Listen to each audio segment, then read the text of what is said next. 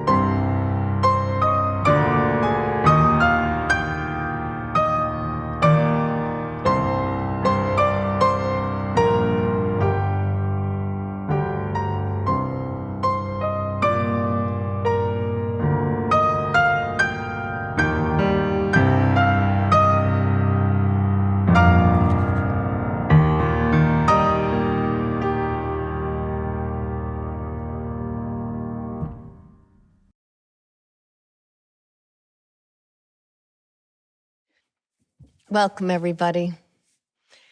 We who long for return, who long for repair, gather again to mend the tender strands of connection between each other, the world, and those parts of ourselves buried deep. We begin once more the work of welcome, of forgiveness, of renewing this weary, worn world. Come, friends, a new day, a new story awaits. In the midst of a hurting world, we need each other more than ever.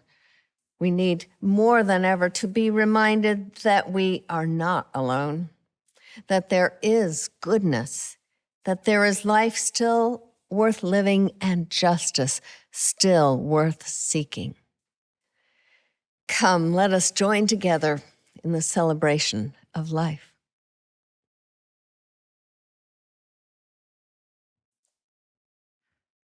We light our chalice this morning with words from Melanie Davis. If ever there were a time for a candle in the darkness, this would be it. Using a spark of hope, kindle the flame of love, ignite the light of peace, and feed the flame of justice.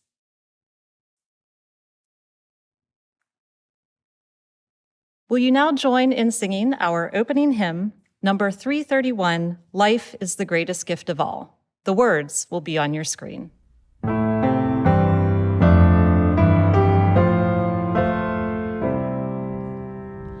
Life is the greatest gift of all the riches on this earth. Life and its creatures, great and small, of high and lowly birth. So treasure it and measure it with deeds of shining worth. Mind is the greatest gift of all, its thoughts no barrier mars. It seeks creation's hidden plan, its quest surmounts all bars.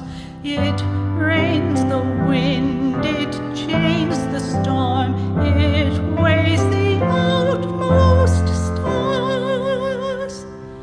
We are of life, its shining gift, the measure of all things.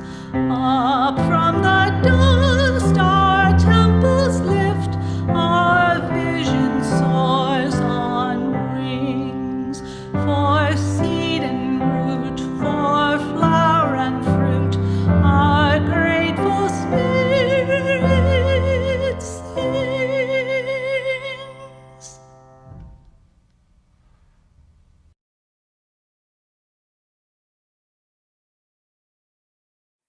Good morning.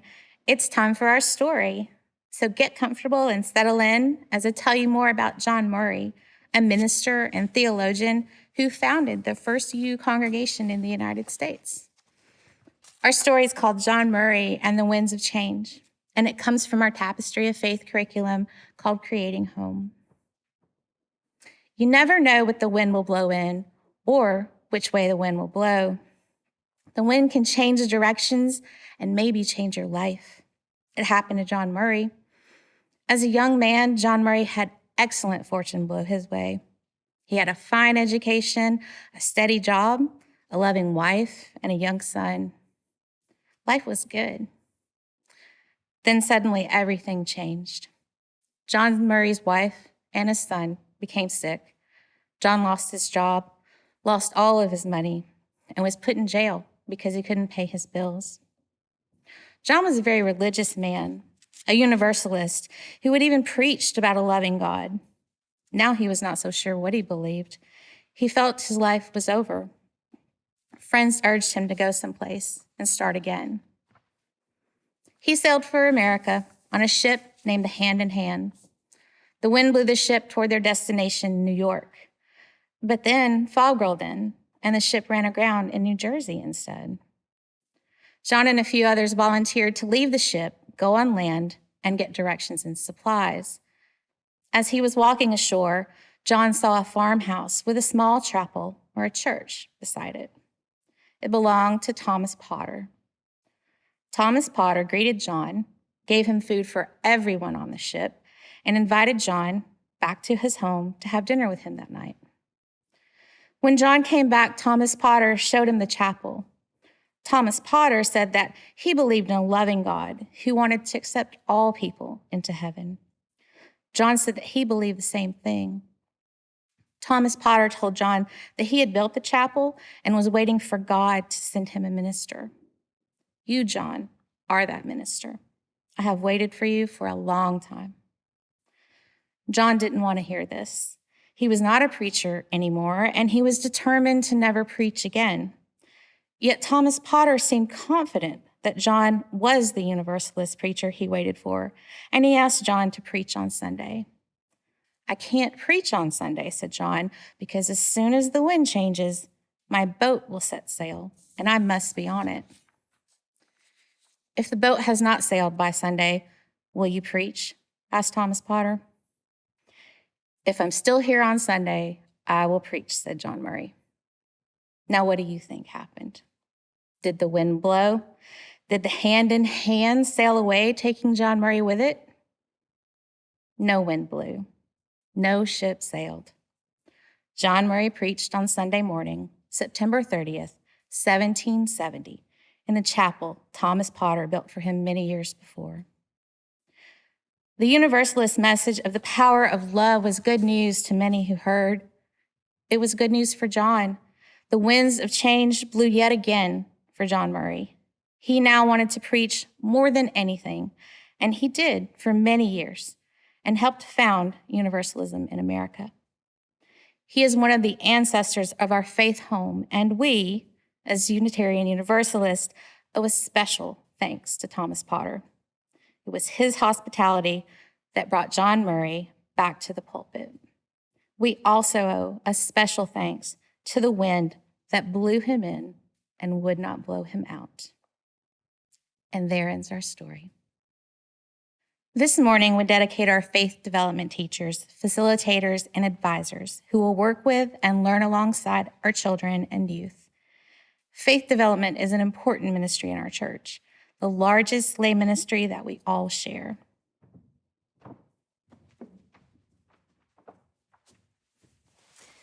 We recognize that faith development and spiritual seeking is a lifelong discipline. As a congregation, we are committed to supporting one another in the free and responsible search for what is true and good, no matter what our age.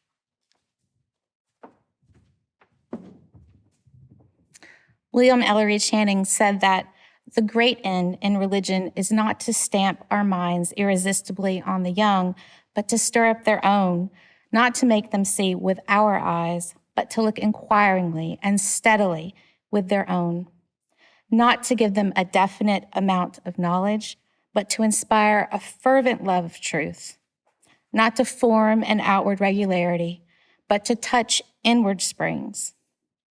We are grateful to those among us who have stepped forward to engage in this great work with our children and youth.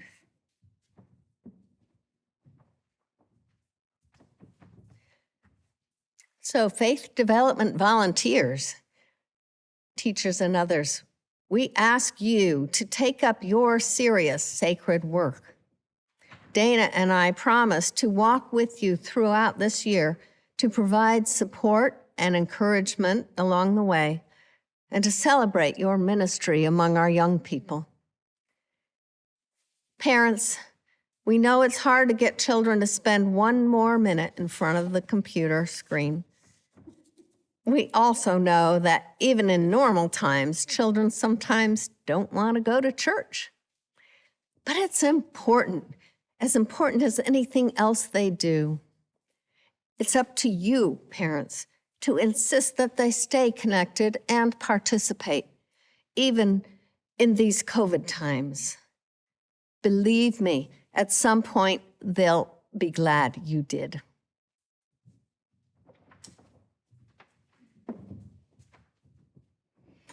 All of us are grateful to these volunteers And the success of our faith development program depends on the support of our whole community.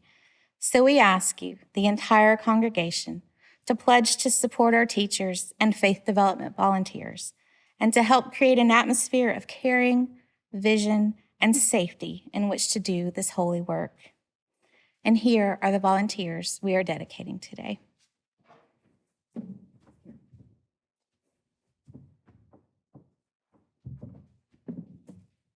In our pre-K through 6th grade class, we have Jen Sear, Ed Moore, Becca Havermill, Kelly Sullivan, and Brian Sullivan.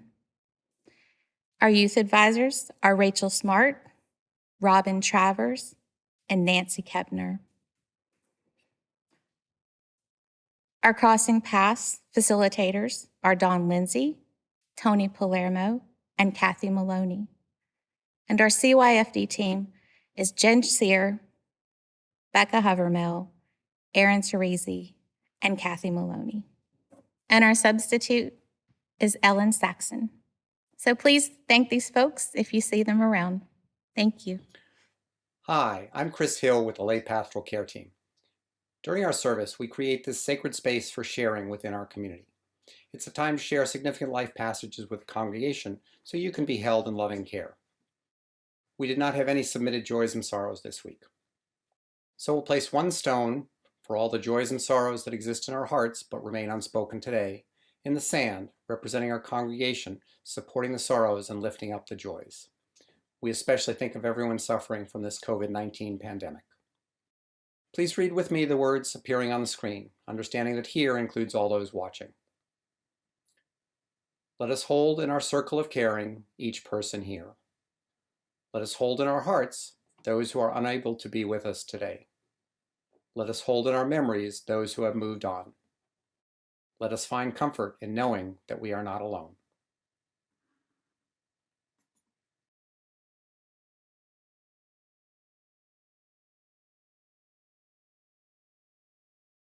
I invite you now into a moment of meditation or prayer. So please settle in a little more comfortably. Close your eyes if you wish. Allow your body to just relax and thereby make your space sacred. And breathe very deeply. And breathe out slowly. Breathe in compassion. And breathe out peace.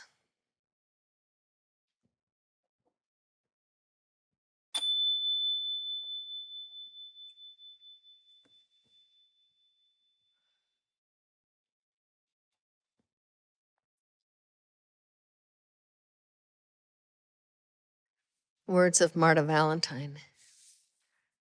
By the grace of the divine power, which is larger hearted than we can ever imagine, we are constantly given the opportunity to begin again, as the signposts along the continuous journey suggest twists and turns we had not brought into view. For the focus was on the mountains just ahead beyond the ridge. By the faith of the divine power that lives through the trust of our human ability, we are constantly offered the challenge to test the waters, not just smooth the inevitable ripples to a satiny gloss finish, as if that were the goal in life, losing all character by not realizing the swells are what make life interesting, intriguing, and indescribable. By the love of the divine power, whose very core is compassion for our earthly missteps on this journey, we are constantly given an opening to remember that we each have a place in the kingdom of humanity and the knowledge and courage to begin again toward a faith-filled, loving grace that is our birthright. Let us pause for a few moments in silent reflection.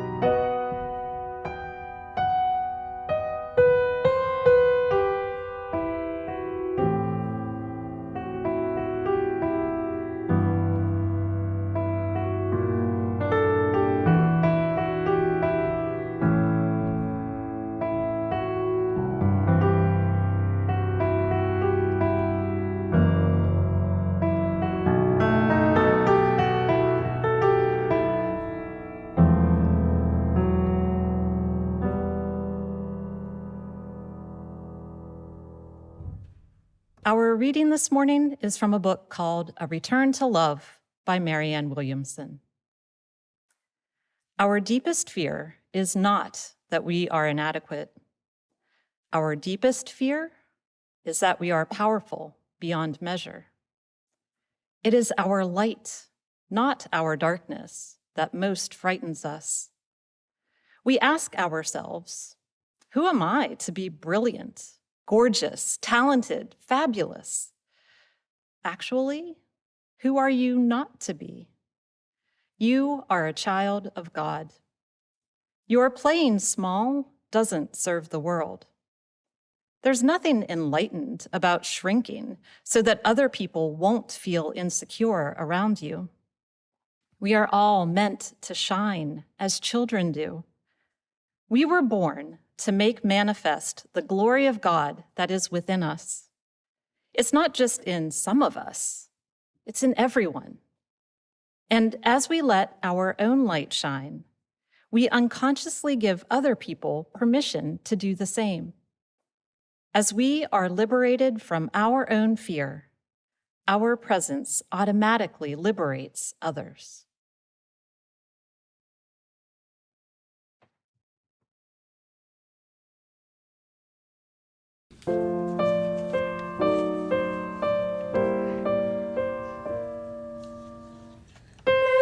Bright golden haze on the meadow. There's a bright golden haze on the meadow.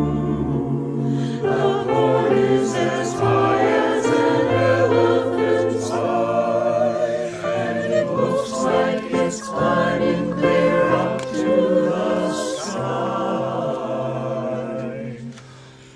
Oh, what a beautiful morning! Oh, what a beautiful day!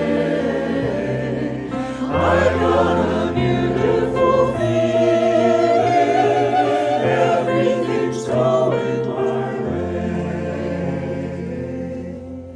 Oh, the cattle are standing like statues. Oh, the cattle are standing like statues. They don't turn their heads as they see me ride by. But a little brown maverick is winking her eye. Oh, what a beautiful morning! Oh, what a beautiful day! I got a beautiful feeling. Everything's going my way. All the sounds of the earth are like music. All the sounds of the earth are like music. The breeze is so busy it don't miss a tree. And the old weeping willow is laughing at me. Oh, what a beautiful morning! Oh, what a beautiful day! I got a beautiful feeling. Everything's going my way, my way. Oh, what a beautiful, oh, what a beautiful, oh, what a beautiful, beautiful day.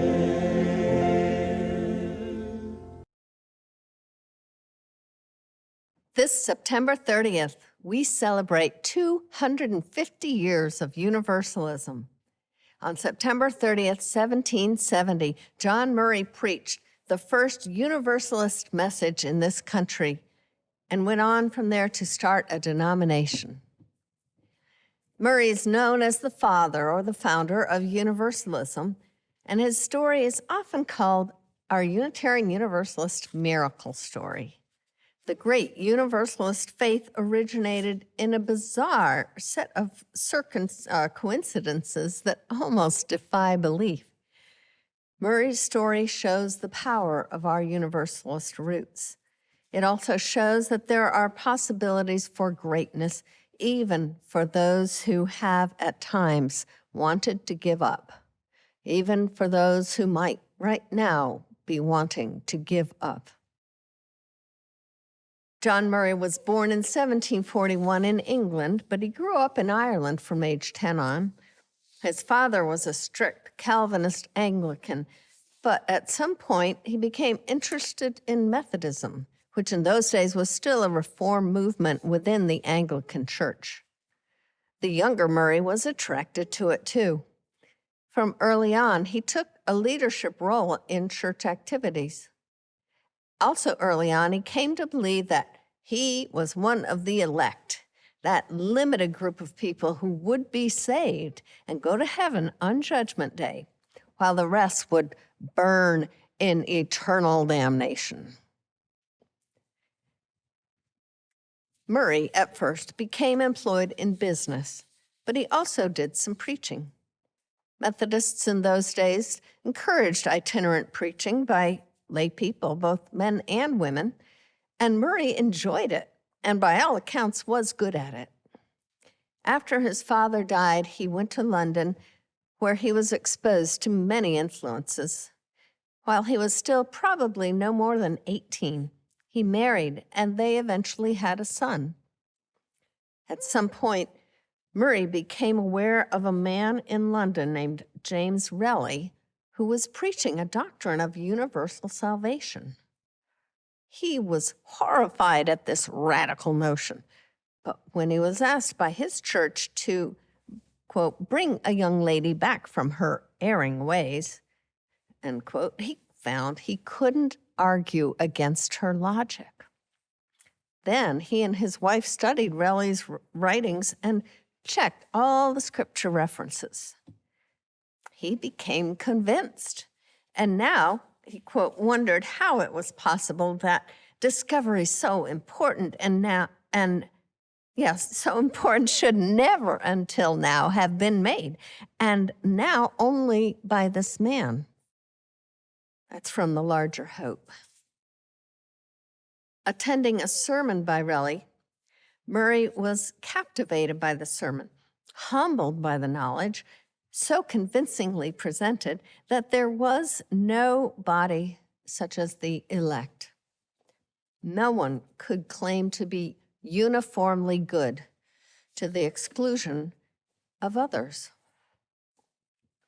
So every Sunday, Murray and his wife would attend half of Relly's services and then go to their old church for the other half. In that way, Murray said, hearing the truth without the risk of running the risk of losing our reputation.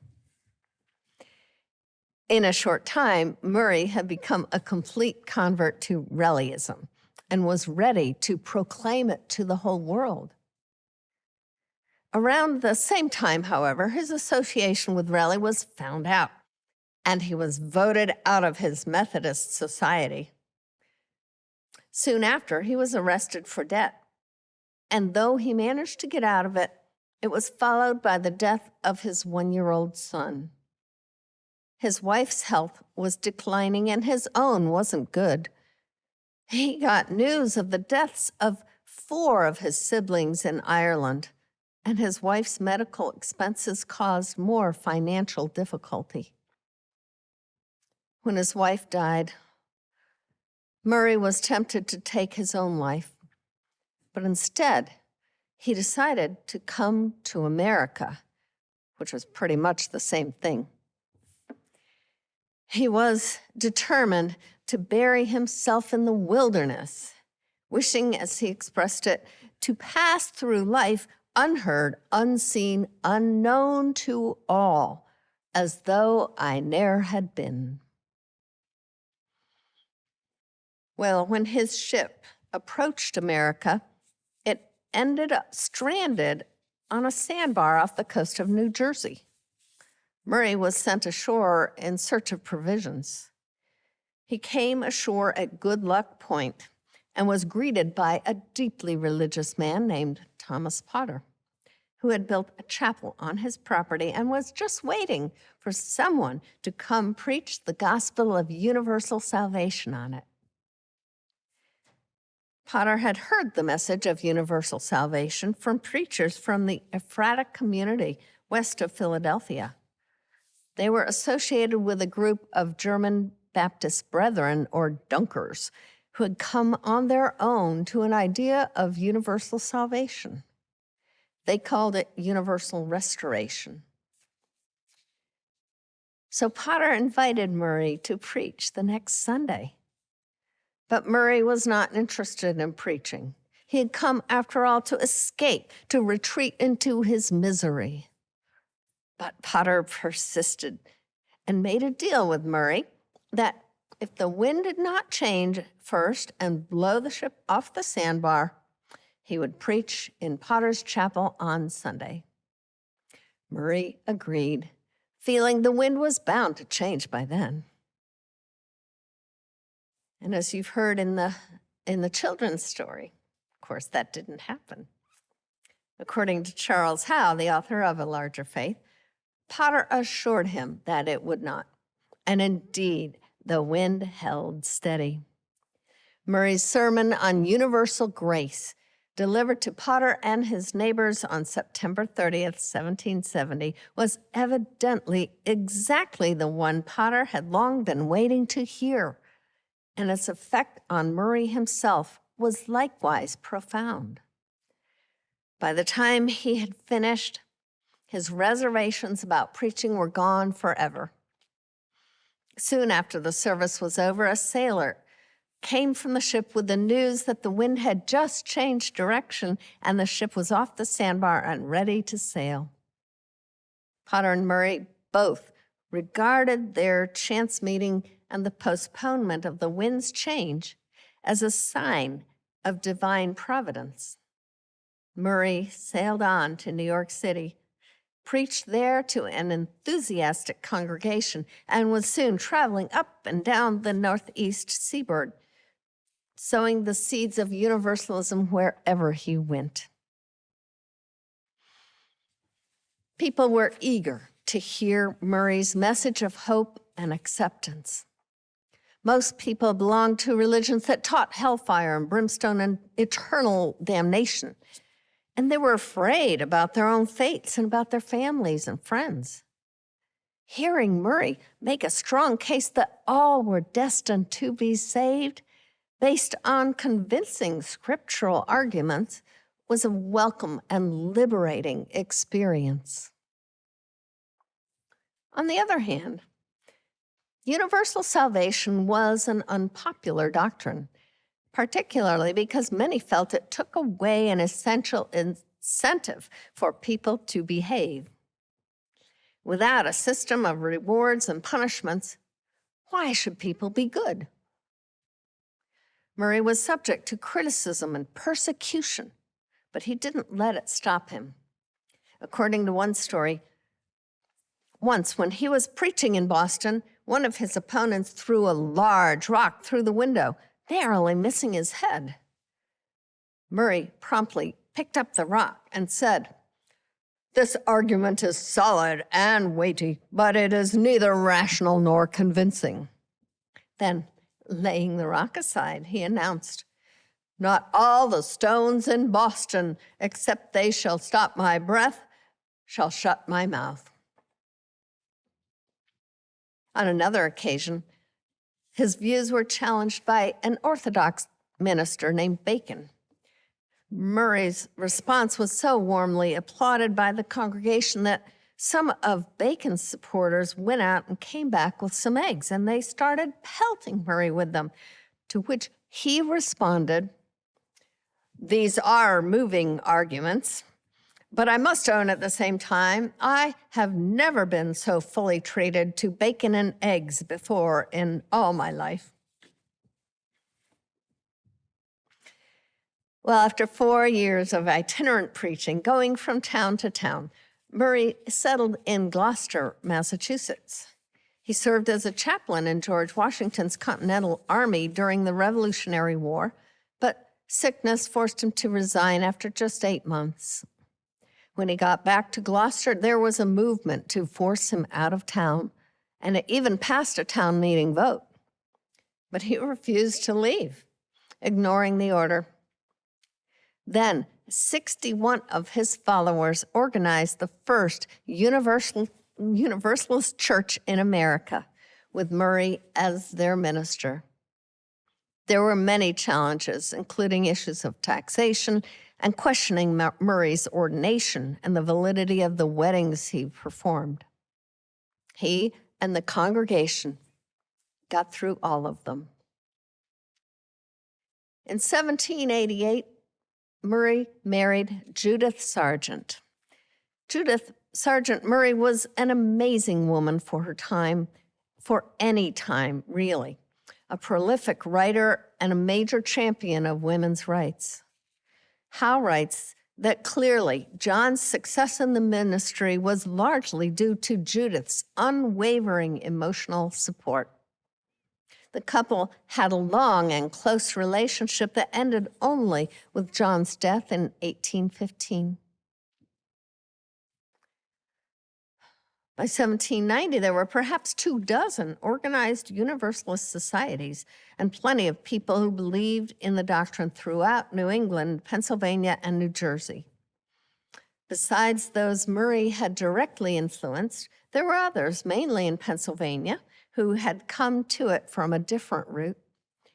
All these strands decided to come together and form a denomination, to adopt a statement of faith and a plan of government that not only would provide a helpful model for local societies, but also would encourage cooperation between them. Murray was instrumental in forming this agreement, the statement of faith, and he remained a leader in denominational affairs. They met in Winchester, New Hampshire, and the document they put together, which is the foundational document of the denomination, is known as the Winchester Profession. Universalism grew quickly with its message of a loving God. People don't need a system of rewards and punishments to motivate them. What works better is to feel they are valued and loved. Many people believe that now, but the Universalists led the way, bringing the message to a Calvinistic society that believed certain people are chosen and others are not. Murray's Universalist belief that everyone will be saved was also tied to an Enlightenment belief in the potential of human beings. We are all the elect. We all have the divine light within us. This is the message that Murray preached. This is the message that he preached when he said, "Go out into the highways and the byways. Give the people something of your new vision. You may possess a small light, but uncover it, let it shine. Use it in order to bring more light and understanding to the hearts and minds of men and women. Give them not hell, but hope and courage. Preach the kindness and everlasting love of God." That quote is in our hymnal, number 704 in the back. As the Reverend Dick Gilbert says, the faith we share is a fundamental confidence in life. Our faith is an affirmation of our human capacity to respond to all that fate flings at us and yet proclaim that life is good. As Unitarian Universalists, we believe in the potential of human beings. We believe that divine light exists in everyone. We believe that. And yet it can be still incredibly hard to uncover that light, to let it shine. Sometimes we worry that if we stand up and speak our minds or do what we really feel moved to do, people might throw eggs or stones at us. Sometimes we're just overcome by grief or depression or despair. And it's hard to imagine doing anything much but just surviving. Sometimes life just feels difficult. And it seems like it's all we can do to get through the day. I know many of us feel that way now, with all the challenges we're facing with and dealing with in our world. Fires, hurricanes, pandemic, climate change, Black and brown lives being sacrificed for an unjust system, not to mention indigenous indignities, and of course, the fantastically dirty politics. But we can't give up. Life won't let us. As Gilbert says, it's hard to be faithful to the best that's in us, but yet there is no other way. Just as we think we have given up and we set sail for our wilderness, we end up at Good Luck Point, being greeted by a Thomas Potter who won't let us quit. Of course, Murray didn't know he would find Good Luck Point and Thomas Potter at the end of his voyage. We usually can't see that far ahead. Murray only intended to be setting sail for oblivion. In my own life, I came once to a point of giving up. I had been pursuing an elusive sense of spiritual connection and creative flow that I felt I had once had and had lost. I had been working as a waitress and other low-paying jobs and with no benefits while I tried to find myself, as we said back then. I had gone to Germany and was working as an au pair, although I was already 30 or 31, and I had finally just gotten an offer from the Peace Corps after waiting at least a year. They offered to send me to Poland. I felt I was in a different place than when I had applied. I thought about how I would be well into my 30s by the time I got back from the Peace Corps stint, and still unable to adequately support myself, still without health insurance. I admitted to myself that I wasn't going to find what I was looking for, at least not in the manner I had been looking, and that it was time I let go of that dream and instead concentrate on just making a living. I decided to decline the Peace Corps offer and to pursue a career in computer programming. In doing so, I was giving up far more than the opportunity to serve in the Peace Corps in Poland. I was giving up my most precious dreams, my idea of what was most important in life. As I saw it, I was admitting defeat. I was sailing to America. And as it turned out, this was exactly what I needed to do. I went to Chicago and took a computer career course, and then I got a job as a programmer analyst. A real job with health insurance and paid vacation and everything. That job at an insurance company was the last thing I would have planned for myself, the last thing I would have thought would help my personal growth. But through it, I gained the independence I needed to feel safe enough to be able to make the changes I needed to make in myself. Each of us has unique talents, unique perspectives, unique ways of loving the world. And the world needs all of us to use our special gifts, to be faithful to the best that is in us. We serve nothing by holding back. As Marianne Williamson says in the reading you heard, we are all meant to shine. It's not just in some of us, it's in everyone. We all have the potential to excel at whatever it is that calls to us. We all have the potential to be brilliant, gorgeous, talented, fabulous. We need to give ourselves permission, and sometimes we need to let ourselves go all the way into our despair and come out the other side. Sail all the way across the Atlantic and see what greets us on the other side. It's all there, just inside waiting to be released. Where is your good luck point? Who is your Thomas Potter? What miracle can you imagine that would allow you to blossom into your fullest potential? Where do you need to set your sails in order to find a new perspective? Where is the new world you wish to sail to?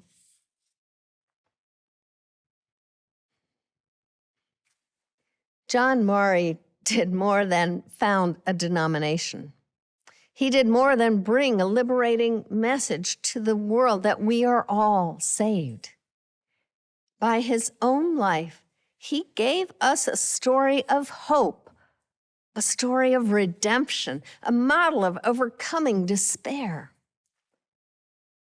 May we all find a way through the darkness. May we let go of our fears and uncover the light within us, letting it shine and thereby lighting the way for others. May it be so. Amen. And now let us sing together. I want to hear you all singing out there. Touch the earth, reach the sky. It's number 301 in the Gray Hymn Book if you have it. And of course, as you know, the words will be on the screen.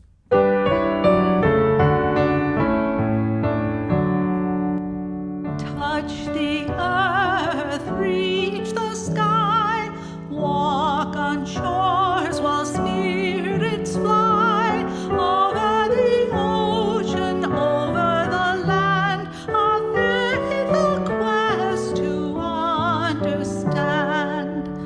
Touch the earth, reach the sky, children ask the reasons why. In our lives the answers show, and by our love they learn and grow. Touch the earth, reach the sky, all are born and all shall die. Life's the time left in between, to follow a star, to build a dream. Touch the earth, reach the sky, hug the laughter, feel the cry. May we see where we can give, for this is what it means to live. Touch the earth, reach the sky, soar with courage ever high. Spirits joining as we fly, to touch the earth, to reach the sky. Our congregation is supported solely by the contributions of its members and friends. In tough times, we need our faith community more than ever. Let's make sure to maintain it, even in this difficult time. The morning offering will be taken by your mailing a check to the church or going to the uucnh.org website, finding the link in the upper right-hand corner that says Donate, and making a contribution equivalent to what you would be putting in the plate or more.